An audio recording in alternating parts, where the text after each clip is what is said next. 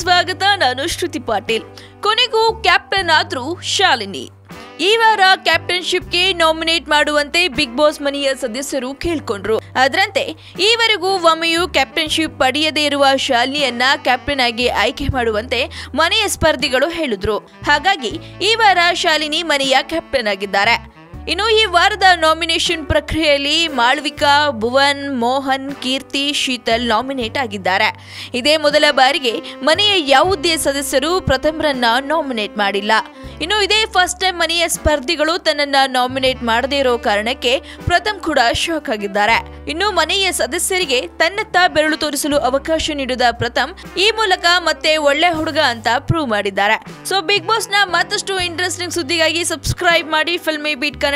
ಹಾಗೆ ಈ ವಿಡಿಯೋ ನಿಮಗೆ ಇಷ್ಟವಾದಲ್ಲಿ ಲೈಕ್ ಮಾಡಿ, ಶೇರ್ ಮಾಡಿ.